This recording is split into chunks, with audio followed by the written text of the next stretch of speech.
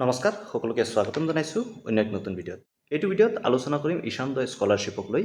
যিসমূহ ছাত্ৰ ছাত্ৰীয়ে এইবাৰ UG ফাৰ্ষ্ট ইয়েৰত এডমিশ্যন লৈছে সিহঁতৰ কাৰণে এই ভিডিঅ'টো খুবেই গুৰুত্বপূৰ্ণ। তোমালোকে এই ভিডিঅ'টো মন দি শুনিবা। ঈশানোদয়ক লৈ যিমানখিনি তোমালোকৰ ডাউট আছে হয়তো এইটো ভিডিঅ'ত তোমালোকৰ ক্লিয়াৰ হৈ যাব। সেয়েহে তোমালোকে ভিডিঅ'টো স্কিপ নকৰাকৈ চাবা আৰু শেষলৈ চাবা। ভাল লাগিলে প্লিজ লাইক এটা কৰি দিবা, চেনেলত নতুনকৈ ছাবস্ক্ৰাইব কৰি দিবা, লগতে বেল আইকনো দবাই দিবা। এইটো ভিডিঅ'ত ঈশানোদয়ক লৈ যিমানখিনি ডাউট তোমালোকৰ আছে গোটেইখিনি হয়তো ক্লিয়াৰ হৈ যাব। কি টপিক তোমালোকৰ লগত ডিছকাছ কৰিম। প্ৰথম যে ঈশানোদয় কি হয়, কিমান টকা তোমালোকে পাবা ঈশানোদয় স্কলাৰশ্বিপত, ইয়াৰ যোগ্যতা অৰ্থাৎ এলিজিবিলিটি ক্ৰাইটেৰিয়া কি হয়, যে কি থাকিলে তোমালোকে পাবা, আৰু লগতে ইয়াৰ চিলেকশ্যন কেনেকৈ কৰা হয়, কিমান পাৰ্চেণ্টেজ তোমালোকে হায়াৰ ছেকেণ্ডেৰীত পালে ঈশানোদয় স্কলাৰশ্বিপ পাবা, এক্সপেক্টেড কাট অফ কিমান হয়, ডকুমেণ্টছ কি তোমালোকে জমা দিব লাগিব, লগতে কি কাৰণত বহুত ছাত্ৰ ছাত্ৰীয়ে এই ঈশানোদয় স্কলাৰশ্বিপৰ পৰা বঞ্চিত হয়, কেতিয়া এই স্কলাৰশ্বিপ অপেন হ'ব আৰু এপ্লিকেশ্যন প্ৰচেছ কি হয়। তো গোটেইখিনি টপিক তোমালোকৰ লগত ডিছকাছ কৰিম, এটা এটাকৈ তোমালোকক বুজাই কৈ দিম। ভিডিঅ'টো মন দি শুনিবা। তো ঈশানোদয় স্কলাৰশ্বিপ UGCৰ দ্বাৰা দিয়া এটা স্কলাৰশ্বিপ হয়। নৰ্থ ইষ্ট ৰিজনৰ যিমানখিনি ষ্টুডেণ্টছ আছে সেই ষ্টুডেণ্টসমূহৰ ভিতৰত এই ঈশানোদয় স্কলাৰশ্বিপ দিয়া হয়। প্ৰতি বছৰে 10,000 ষ্টুডেণ্টক এই স্কলাৰশ্বিপ দিয়া হয়। তো ছেকেণ্ড কুৱেশ্যনটোলৈ আগবাঢ়োঁ যে তোমালোকে কিমান টকা এই স্কলাৰশ্বিপত পাবা। তো তোমালোকক কৈ দিওঁ যে যিসমূহ ছাত্ৰ ছাত্ৰীয়ে ঈশানোদয় স্কলাৰশ্বিপৰ কাৰণে চিলেকশ্যন হয় সিহঁতৰ প্ৰতি মাহে 8,000কৈ টকা দিয়া হয়, অৰ্থাৎ 10 মাহৰ কাৰণে সিহঁতক পইচা দিয়া হ'ব বছৰি। সেই 10 মাহত সিহঁতে টোটেল 80,000 টকা পাব। তো যদি তোমালোকৰ 3 বছৰীয়া কোৰ্চ হয় তেনে ক্ষেত্ৰত তোমালোকে 3 বছৰত 2,40,000 টকা পাবা। কিন্তু প্ৰতি বছৰে তোমালোকে ৰিনিউৱেল কৰিব লাগিব। এইবাৰ যিহেতু তোমালোক UG ফাৰ্ষ্ট ইয়েৰ হয় তেনে ক্ষেত্ৰত তোমালোকে ছেকেণ্ড ইয়েৰত আকৌ ৰিনিউৱেল কৰিব লাগিব। তো তোমালোকক এপ্লাই কৰাৰ প্ৰচেছ কেনেকৈ হয়, যে নতুনকৈ তোমালোকে যেতিয়া আবেদন কৰিবা কেনেকৈ আবেদন কৰিবা নিজৰ মোবাইলৰ পৰাই পাৰিবা, আৰু লগতে তোমালোকে ৰিনিউৱেল কেনেকৈ কৰিবা। যদি যোৱা বছৰ কিছুমান ছাত্ৰ ছাত্ৰীয়ে আবেদন কৰিছিলে সিহঁতে ৰিনিউৱেল কেনেকৈ কৰিব তাৰ ভিডিঅ' এই চেনেলত লৈ আনিম, তাৰ কাৰণে এই চেনেলটো ছাবস্ক্ৰাইব কৰি থবা। আৰু এই ফাণ্ডটো অৰ্থাৎ এই যি টকা হয় স্কলাৰশ্বিপ সেইটো তোমালোকক DBT মাধ্যমেৰে দিয়া হ'ব। সেয়েহে তোমালোকৰ বেংক পাছবুকৰ লগত আধাৰ কাৰ্ড লিংক থকাটো অত্যন্ত প্ৰয়োজনীয়। সেয়েহে তোমালোকৰ যদি বেংক একাউণ্টৰ লগত আধাৰ কাৰ্ড লিংক নাই তোমালোকে আধাৰ কাৰ্ড লিংক কৰাই ল'বা। বেংকত গৈ তোমালোকে ক'বা যে তোমাৰ DBT এনাবল কৰাব লাগে, ডেফিনেটলি বেংকে তোমালোকক হেল্প কৰি দিব। থাৰ্ড কুৱেশ্যনটো হ'ল যে তোমালোকৰ যোগ্যতা কি লাগিব। তো প্ৰথমতে ইয়াত আছে যে তোমালোকে নৰ্থ ইষ্ট ৰিজনৰ যিকোনো ইনষ্টিটিউটৰ পৰা ৰেকগনাইজ হ'ব লাগিব। সেই ইনষ্টিটিউট তাৰ পৰা তোমালোকে ক্লাছ 12 পাছ কৰিব লাগিব। দ্বিতীয়তে তোমালোকে ৰেকগনাইজ UGৰ ডিগ্ৰী ফাৰ্ষ্ট ইয়েৰত এডমিশ্যন লোৱা হ'ব লাগিব, আৰু তোমালোকৰ যি কোৰ্চ হয় সেইটো ফুল টাইম হ'ব লাগিব। লগতে তোমালোকৰ এই যিটো ডিগ্ৰী হয় সেইটো ফাৰ্ষ্ট UG ডিগ্ৰী হ'ব লাগিব। কিছুমান কেণ্ডিডেট আছে যিসমূহে 2-3 বাৰ আণ্ডাৰ গ্ৰেজুৱেট কৰে, তেনেকুৱা ক্ষেত্ৰত এপ্লিকেবল নহ'ব। এইটো সিহঁতৰ প্ৰথম UG ডিগ্ৰী হ'ব লাগিব। পেৰেণ্টছৰ এনুৱেল ইনকাম 4.5 লাখতকৈ কম হ'ব লাগিব, অৰ্থাৎ তোমালোকৰ অভিভাৱকৰ যি এনুৱেল ইনকাম হয় অৰ্থাৎ বাৰ্ষিক আয় হয় সেইটো 4.5 লাখতকৈ কম হ'ব লাগিব। তোমালোক নৰ্থ ইষ্ট ৰিজনৰ যি ষ্টেটসমূহ আছে অৰ্থাৎ ৰাজ্যসমূহ আছে যেনে আসাম, মেঘালয়, নাগালেণ্ড, অৰুণাচল, এনেকুৱা ষ্টেটসমূহৰ ডমিচিল চাৰ্টিফিকেট থাকিব লাগিব। যদি তোমালোক মেনেজমেণ্ট কোটাত এডমিশ্যন লৈছা তেনে ক্ষেত্ৰত কিন্তু এই স্কলাৰশ্বিপৰ কাৰণে যোগ্য নহ'বা। আৰু যদি তোমালোক ডিষ্টেঞ্চত UG কৰি আছা যেনে ধৰি লোৱা KK হওক, ইগন'ত হওক, তেনে ক্ষেত্ৰত কিন্তু তোমালোকে এই স্কলাৰশ্বিপৰ কাৰণে আবেদন কৰিব নোৱাৰিবা। তো এতিয়া কওঁ যে এই যি স্কলাৰশ্বিপ হয় ঈশানোদয় স্কলাৰশ্বিপ, ইয়াৰ চিলেকশ্যন প্ৰচেছটো কেনেকৈ হয়, কেনেকৈ তোমালোকক চিলেক্ট কৰিব। ইয়াৰ কাৰণে কোনো এণ্ট্ৰেঞ্চ এক্সাম নহয়। ষ্টেট ৱাইজ যি মেৰিট হয় সেই ষ্টেট ৱাইজ তোমালোকৰ এটা মেৰিট লিষ্ট প্ৰিপেয়াৰ কৰিব, আৰু 12ৰ যি মাৰ্কছ হয় সেইটোৰ ওপৰত ডিপেণ্ড কৰি তোমালোকৰ যি চিলেকশ্যন লিষ্ট হয় সেইটো বনাব।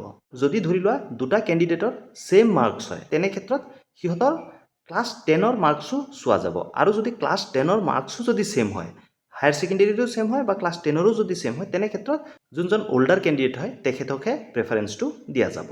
এতিয়া আহিল মষ্ট ডিমাণ্ডেড কুৱেশ্যন, যিটো প্ৰায়বোৰ ছাত্ৰ ছাত্ৰীৰ মাইণ্ডত চলি থাকে যে কিমান পাৰ্চেণ্টেজ পালে এই ঈশানোদয় স্কলাৰশ্বিপ পাব।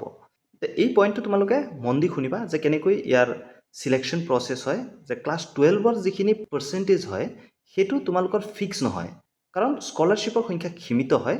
সেয়েহে যিমানখিনিয়ে আবেদন কৰে একেবাৰে ওপৰৰ পৰা যিমান হায়েষ্ট পাৰ্চেণ্টেজ আছে তাৰ পৰা কাউণ্ট কৰি অৰ্থাৎ চিলেক্ট কৰি যিমানখিনিলৈকে সীমা আছে বা যিমানখিনি স্কলাৰশ্বিপ আছে সেইখিনিতে ৰখাই দিয়ে। সেয়েহে তোমালোকৰ পাৰ্চেণ্টেজটো ফিক্স নহয়। তো তোমালোকে 60%তো পাব পাৰা বা 70%তো পাব পাৰা বা 65%তো পাব পাৰা।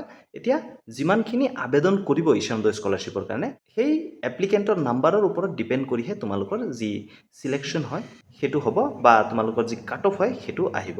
অৰ্থাৎ একেবাৰে হায়েষ্ট পাৰ্চেণ্টেজৰ পৰা কাউণ্ট কৰি আহি থাকিব তললৈকে, যিমানখিনিলৈকে স্কলাৰশ্বিপৰ স্লট ফুল হৈ নাযায় সিমানখিনিলৈকে আহি থাকিব। যেতিয়াই ফুল হৈ যায় সেইখিনিতে ষ্টপ কৰি দিব, অৰ্থাৎ সেইটোৱে তোমালোকৰ কাট অফ হ'ব। তো তোমালোকৰ যি 12ৰ পাৰ্চেণ্টেজ হয় সেইটো প্ৰথমতে তোমালোকৰ চাব, লগতে তোমালোকৰ যি যোগ্যতা হয় সেইটো সিহঁতে চাব যে তোমালোকে যোগ্যতাৰ ভিতৰত পৰা নে নপৰা। তোমালোকে যি ডকুমেণ্টছখিনি ছাবমিট কৰিবা সেই ডকুমেণ্টছখিনি কাৰেক্ট হ'ব লাগিব। লগতে তোমালোকৰ যি ইনষ্টিটিউট হয় বা কলেজ হয় তাৰ পৰা তোমালোকৰ যি এপ্লিকেশ্যন হয় সেইটো ভেৰিফাই কৰিব লাগিব। তাৰপিছতহে তোমালোকৰ যি চিলেকশ্যন হয় সেইটো নাম্বাৰ অফ এপ্লিকেণ্ট, অৰ্থাৎ যিমানখিনি টোটেল এপ্লিকেণ্টে আবেদন কৰিছে তাৰ পৰা তোমালোকৰ চিলেকশ্যন হ'ব। তো তাত কোনো ফিক্স এটা কাট অফ নাথাকে যে 70%ত তোমালোকে পাবা বা 80%ত তোমালোকে পাবা। সেয়েহে তোমালোকে আবেদন কৰি থোৱা, যদি তোমালোক সেইটো ৰেঞ্জত পৰি যোৱা ডেফিনেটলি তোমালোকে এই স্কলাৰশ্বিপ পাবা। আৰু এই কাট অফ মেইনলি ডিপেণ্ড কৰে যে কিমান ছাত্ৰ ছাত্ৰীয়ে আবেদন কৰিছে। তাৰে ষ্টেট ৱাইজ এটা কম্পিটিশ্যন থাকিব। ধৰি লোৱা অসমত 20,000 ষ্টুডেণ্টে আবেদন কৰিছে, তাৰে যিমানখিনি আছে ধৰি লোৱা 7,000 স্কলাৰশ্বিপ দিব ঈশান উদয়ৰ কাৰণে। তো 7,000লৈকে একেবাৰে টপৰ পৰা যিমানলৈকে আহিব পাৰে পাৰ্চেণ্টেজ লৈ সিমানলৈকে দিব, আৰু বাকী যিখিনি ৰৈ যায় সেইখিনি আবেদনকাৰীয়ে এই স্কলাৰশ্বিপৰ কাৰণে চিলেক্ট নহয়। তো এই এক্সপেক্টেড যিটো কাট অফ হয় সেইটো কি কি ফেক্টৰৰ ওপৰত ডিপেণ্ড কৰে তোমালোকক কৈ দিওঁ যে টোটেল কিমানটা এপ্লিকেণ্টে আবেদন কৰিছে সেইটোৰ ওপৰত ডিপেণ্ড কৰিব। লগতে ষ্টেট ৱাইজ কম্পিটিশ্যন এটা থাকিব যে প্ৰতিটো ষ্টেটৰে ষ্টুডেণ্টকেইটা একলগ কৰি যিমানখিনি ছিট খালী আছে, অৰ্থাৎ যিমানখিনি ছিট দিয়া গৈছে এটা ষ্টেটক, ধৰি লোৱা যে অসমত 7,000 ষ্টুডেণ্টকহে ঈশান উদয় স্কলাৰশ্বিপ দিব, কাৰণ নৰ্থ ইষ্টক টোটেল 10,000 ছিট দিয়া গৈছে, অৰ্থাৎ ঈশান উদয় স্কলাৰশ্বিপৰ স্লট দিয়া গৈছে। তাৰে হয়তো অসমতেই মেক্সিমাম হয়, 7,000 মান হয়তো অসমতেই থাকিব।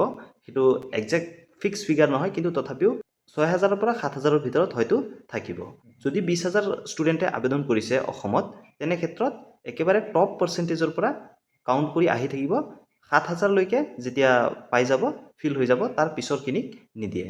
সেই 7,000ৰ ভিতৰত যিখিনি ছাত্ৰ ছাত্ৰী পৰিছে সিহঁতেহে এই স্কলাৰশ্বিপটো পাব। ইয়াৰে পিছত কওঁ যে ডকুমেণ্টছ কি কি তোমালোকৰ জমা দিব লাগিব। তো প্ৰথমতে তোমালোকৰ যি ক্লাছ 10 আৰু ক্লাছ 12ৰ মাৰ্কশ্বিট হয় সেইটো তোমালোকে দিব লাগিব। দ্বিতীয়তে তোমালোকৰ যি এডমিশ্যন প্ৰুফ হয় সেইটো দিব লাগিব। সেইটোৰ কাৰণে তোমালোকে বনফাইড চাৰ্টিফিকেট পাবা। বনফাইড চাৰ্টিফিকেট তোমালোকে ক'ত পাবা, কেনেকৈ পাবা, তাৰ ভিডিঅ' মই নেক্সট লৈ আনিম তোমালোকৰ কাৰণে। তাৰ কাৰণে এই চেনেলটো ছাবস্ক্ৰাইব কৰি থ'বা। ইয়াৰ পিছত ডমিচিল বা PRC তোমালোকৰ লাগিব। ডমিচিল বা PRC তোমালোকে কেনেকৈ বনাবা তাৰ ভিডিঅ' অতি সোনকালে এই চেনেলত আহি আছে, তাৰ কাৰণে চেনেলটো ছাবস্ক্ৰাইব কৰি থ'বা। কাৰণ এইকেইটা ডকুমেণ্টছ তোমালোকে আগতীয়াকৈ বনাব লাগিব, কাৰণ এই ডকুমেণ্টছকেইটা তোমালোকে যেতিয়া বনাব যাবা অকণ সময় ল'ব। সেয়েহে এই ডকুমেণ্টছকেইটা তোমালোকে আগতীয়াকৈ বনাই থ'ব লাগিব।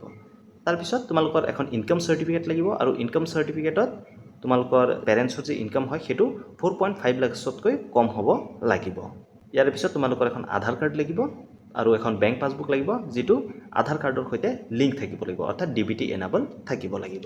তো এইখিনি হ'ল তোমালোকৰ ডকুমেণ্টছ যিকেইটা দৰকাৰ হ'ব।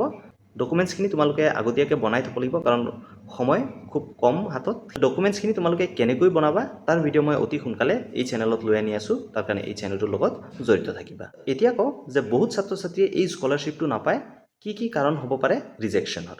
এটা কাৰণ হ'ল তোমালোকৰ যি ইনকাম হয় সেইটো 4.5 লাখতকৈ যদি বেছি হয় তেনে ক্ষেত্ৰত তোমালোকে নোপোৱা। দ্বিতীয় কাৰণটো হ'ল যে যদি তোমালোকৰ ডমিচিল চাৰ্টিফিকেট ভুল হয় বা ইনকাৰেক্ট হয় তেনে ক্ষেত্ৰতো কিন্তু তোমালোকৰ যি এপ্লিকেশ্যন হয় সেইটো ৰিজেক্ট হোৱাৰ চান্স থাকে। আৰু 3 নম্বৰতে আছে তোমালোকৰ যদি মেনেজমেণ্ট কোটাৰ আণ্ডাৰত এডমিশ্যনটো হৈছে UG, তেনে ক্ষেত্ৰতো কিন্তু তোমালোকৰ এই যি এপ্লিকেশ্যন হয় স্কলাৰশ্বিপৰ সেইটো ৰিজেক্ট হোৱাৰ চান্সেছটো থাকে। চতুৰ্থতে যদি তোমালোকে ডিষ্টেঞ্চত পঢ়ি আছা তেনে ক্ষেত্ৰতো কিন্তু তোমালোকৰ এপ্লিকেশ্যনটো এপ্ৰুভ নহয়। 5 নম্বৰতে যদি তোমালোকে কিবা বেলেগ স্কলাৰশ্বিপ পাই আছা তেনে ক্ষেত্ৰতো কিন্তু তোমালোকে এই স্কলাৰশ্বিপটো নোপোৱা। 6 নম্বৰতে তোমালোকে যদি বেংক ডিটেইলছ ভুলকৈ দিয়া তেনে ক্ষেত্ৰতো কিন্তু তোমালোকৰ এই এপ্লিকেশ্যনটো ৰিজেক্ট হোৱাৰ চান্সেছটো থাকে। সেয়েহে তোমালোকে যেতিয়া এপ্লাই কৰিবা অতি সাৱধানে কৰিব লাগিব, কাৰণ এবাৰ ভুল কৰিলে কিন্তু তোমালোকে কাৰেকশ্যন কৰাত বহুত অসুবিধা হয়।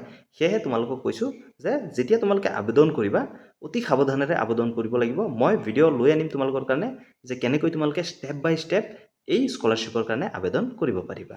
তাৰপিছত আৰু এটা ৰিজন আছে যে যদি তোমালোকৰ আধাৰ কাৰ্ডটো বেংক একাউণ্টৰ লগত লিংক নাথাকে অৰ্থাৎ তোমালোকৰ বেংকত ডিবিটি এনেবল নাথাকে তেনে ক্ষেত্ৰতো কিন্তু তোমালোকৰ এই যি এপ্লিকেশ্যন হয় সেইটো ৰিজেক্ট হোৱাৰ চান্সেছটো থাকে কাৰণ সিহঁতে যদি চিলেকশ্যন কৰাৰ পিছত পে'মেণ্টটো তোমালোকক দিব যায় তেনে ক্ষেত্ৰত সিহঁতে পে'মেণ্টটো তোমালোকক ট্ৰান্সফাৰ কৰিব নোৱাৰে সেয়েহে তোমালোকে এতিয়াই বেংকৰ লগত আধাৰ কাৰ্ডখন লিংক কৰাই ল'বা আৰু যি ডিবিটি ফিচাৰ্ছ হয় সেইটো তোমালোকে এনাবল কৰি ল'বা আৰু এটা কাৰণ হ'ল যদি তোমালোকৰ ইনষ্টিটিউট অৰ্থাৎ তোমালোকৰ কলেজে যদি তোমাৰ যি এপ্লিকেশ্যন হয় সেইটো ভেৰিফাই নকৰে তেনে ক্ষেত্ৰতো কিন্তু তোমালোকৰ যি স্কলাৰশ্বিপ হয় সেইটো তোমালোকে নাপাবা বা তোমালোকৰ যি এপ্লিকেশ্যন হয় সেইটো ৰিজেক্ট হৈ যাব আৰু একেবাৰে শেষত যদি তোমালোকৰ মিছমেটছ হয় ডকুমেণ্টছত বা নামত ডেট অফ বাৰ্থত এনেকুৱাত যদি কিবা মিছমেটছ হয় তেনে ক্ষেত্ৰতো কিন্তু তোমালোকৰ যি এপ্লিকেশ্যন হয় সেইটো ৰিজেক্ট হোৱাৰ চান্সেছটো থাকে এপ্লিকেশ্যন প্ৰচেছটো কেনেকুৱা হ'ব প্ৰথমতে তোমালোকে NSPত ৰেজিষ্ট্ৰেশ্যন কৰিব লাগিব NSPত ৰেজিষ্ট্ৰেশ্যন কৰাৰ পিছত তোমালোকৰ যি ইনষ্টিটিউশ্যন হয় তাৰ ভেৰিফিকেশ্যন হ'ব